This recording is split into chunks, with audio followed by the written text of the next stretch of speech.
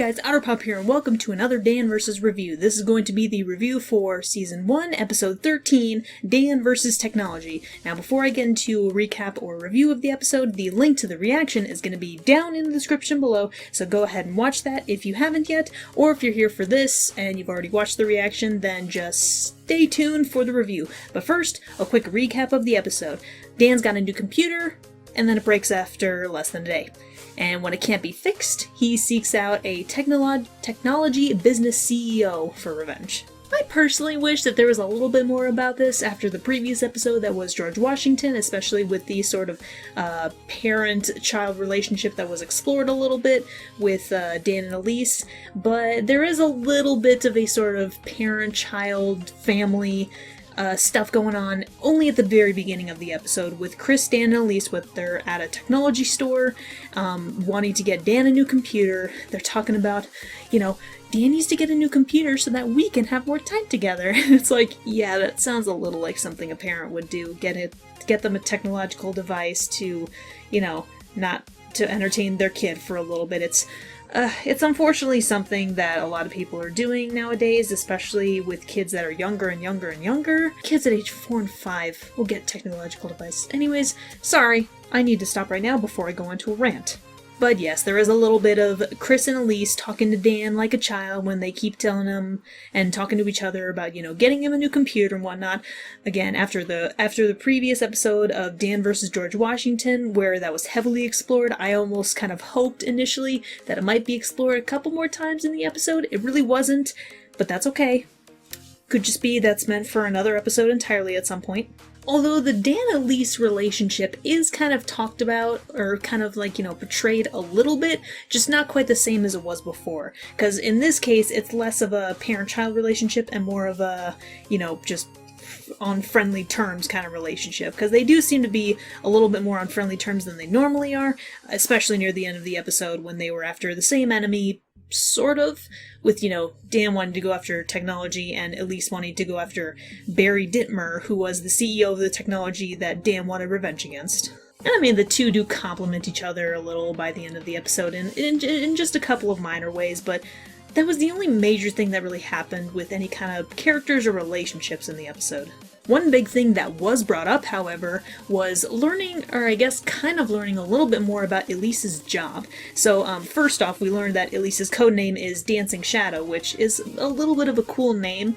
For some reason, I misremembered it as Shadow Dancer, which is something from a completely different cartoon series, but thank goodness this is why I rewatched the reactions, because I learned it was not Shadow Dancer, but Dancing Shadow, so I gotta make sure to separate the two. I cannot get them confused. Not a good idea. And apparently the guy in Eagle's Nest, who is Elise's boss or something or whatever, is actually voiced by co-creator Dan Mendel, so that was actually pretty cool. Wonder if he's ever gonna appear... Okay, no, now that I'm really thinking about it, I didn't even think about this before. How did I not think about this before? If Dan Mendel was the one who voiced the spy... Elise's boss or whatever in the secret spy government agency whatnot, could he be brought back? Ooh.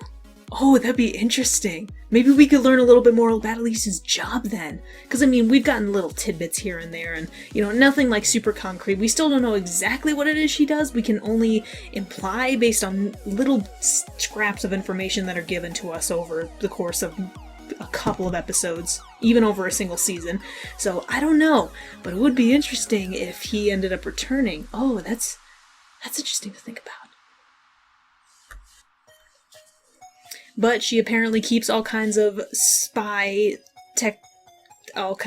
stuff in, her house without Chris's knowledge, which at this point has just become not a surprise at all, because Chris is just so oblivious that he doesn't even know this stuff. He's so much of a pushover that basically when Elise tells him not to question it, he just doesn't question, what she does or anything like that. I don't know, but at this point it's just because it's just become so expectant that he doesn't question anything or doesn't notice anything, like apparently a whole bunch of spy gadget tech nonsense just hidden throughout the entirety of Chris and Elise's house. And Elise's skill set is a fascinating one. It just keeps expanding with every new episode that relates to her job. Although, apparently she used to be an antiquer? I have no idea how that came to be or why that came to be, but apparently that happened. But we actually get to see her do a little bit of hand-to-hand combat with this particular episode when she was going up against Barry Dittmer's robotic assistant, and apparently she knows how to use a bunch of technologically based weapons or something like that. It kind of makes me wonder how resourceful the secret agency she works for is. I'm just gonna at this point just call it secret agency because I honestly don't know what it is, and I don't know if it's government or if it's spy or maybe both or some kind of aspect. I don't exactly know for sure, but it's an agency that is secretive in nature, so I'm just gonna call it a secret agency from now on, so yeah. But yes, Elise's skill set is kind of on full display, especially in this episode. Like, she displays plenty of, hand-to-hand combat skills, as well as some code-breaking and computer hacker skills, which, again, we've already seen her do a little bit of hand-to-hand combat. We've seen her use some, stealth-related skills, and she's really good at espionage, and she also knows some chemistry, so her skill set just keeps expanding and expanding. It kind of makes me wonder just how much she knows, and again, what the frick kind of secret agency it is, whether it's governmental or, secret, like, say, Kingsman or something like that. I honestly have no idea. Again, not a lot of concrete information in terms of Elise's job, but at least we see a little bit more of her ability and a little bit more of what she kind of does. It's also a little bit curious to think about, since when Dan vowed vengeance on technology, Barry Dittmer was like, okay, well, make sure to send somebody over here to protect me, and it turned out to be Elise, but then she finds out that Barry Dittmer has got some, brain-controlling mind control device or something that is in the works, and she tries to tell her boss about it, but boss doesn't seem to care, and it's just like, continue on mission, protect Barry Dittmer, and it's just like, wait, so what kind of agency are you? Because she stopped a bomb before from going off in Washington DC. I don't know. This job that she works for, this agency that she works for, I'm gonna be questioning for a little while until I have some more solid details. Maybe we'll get more in future episodes and seasons, or maybe we won't. Maybe it'll be left a mystery for us to, simmer. Or for it to simmer, and for us to... I worded that wrong. Point is, I'll just have to wait and see until I can, see if there's any potential future content relating to Elise's job. Maybe we'll get to more details, maybe we won't. All I can do is just wait and watch, really. Other than Elise's job, there are also plenty of major technology, parodies or references or jokes throughout the entirety of the episode. It's Dan versus technology. Of course there's going to be technology and techno-related jokes and stuff.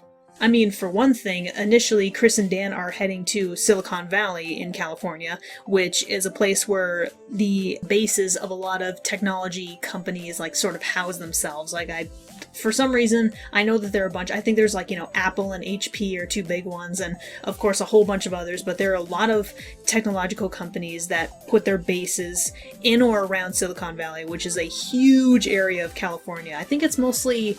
Oh, what county is it? I don't know. I think generally it's kind of housed in one county, but and Silicon Valley is more of a nickname than anything else, but of course they're going to be heading to Silicon Valley to challenge a technological CEO, of course.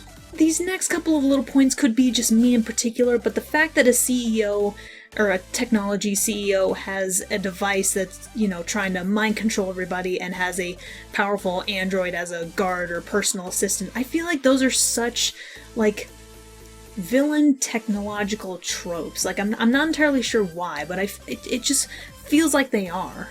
Because of course a technology company CEO is gonna try and, create the most advanced technology and use it for nefarious purposes.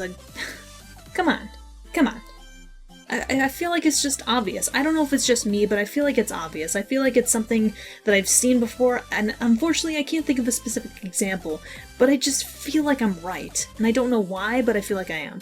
And then, of course, there's just the general idea, kind of throughout the episode, mostly relating to Dan at least, with people having a problem with, progress on the technological front, because here's the thing. We humans, we evolve. We're going to change, we're going to adapt, we're going to make devices or products or items that are going to make things better, faster, and easier.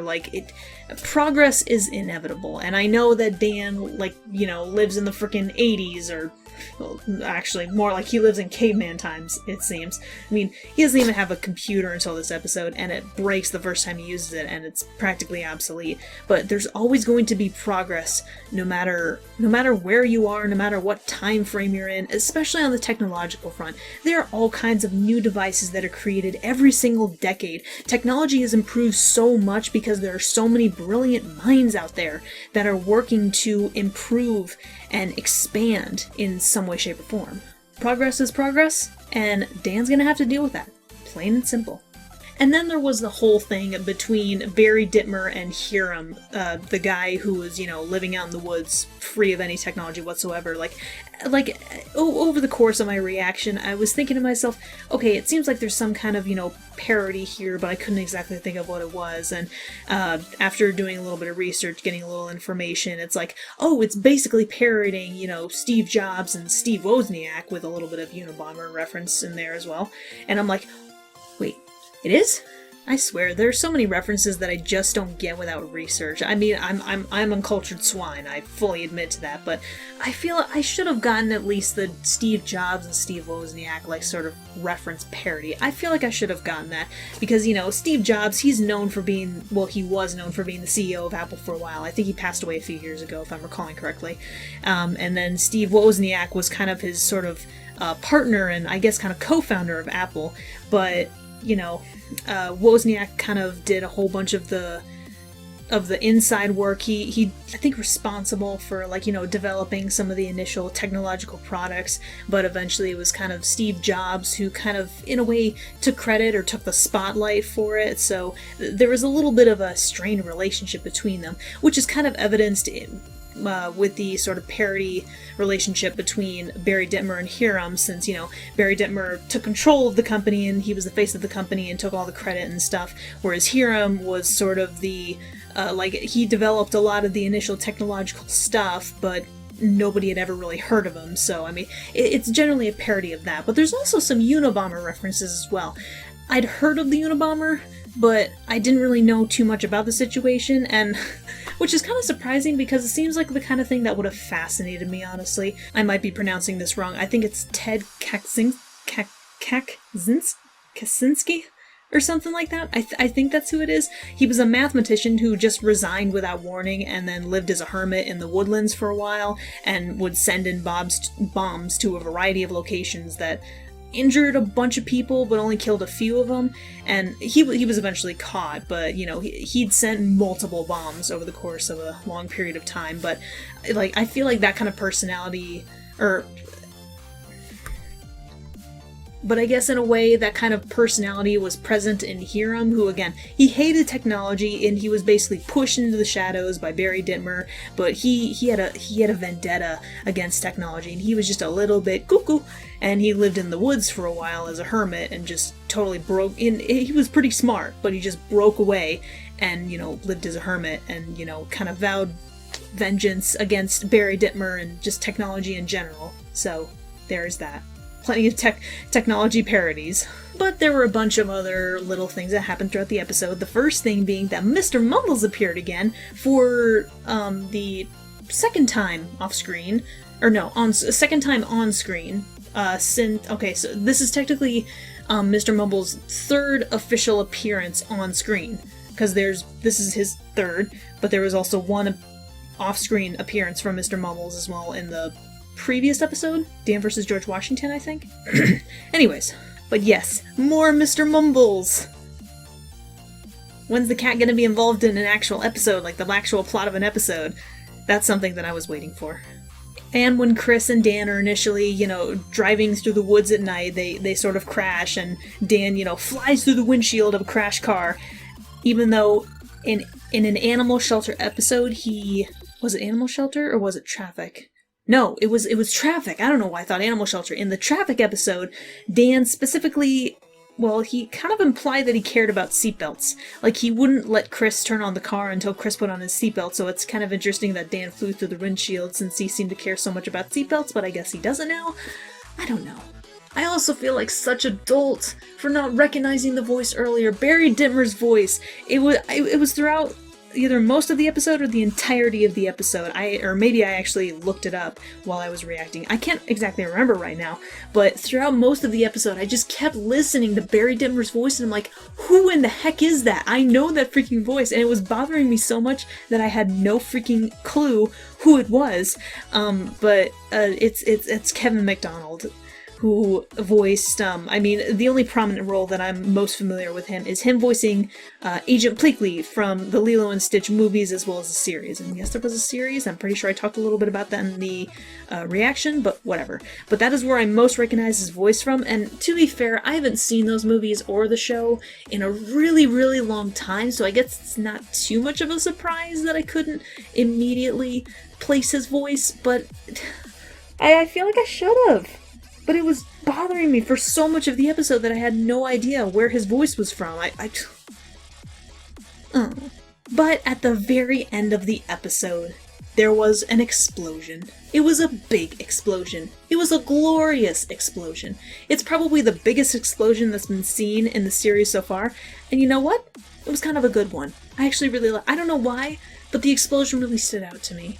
It was just so big and so glorious and so good, and it was nice to see, Dan and Elise getting along on semi-friendly terms and, being like, hey, take that technology, take that Barry Dittmer. So, I don't know why, but I kind of appreciated it. I really did. I really did appreciate it.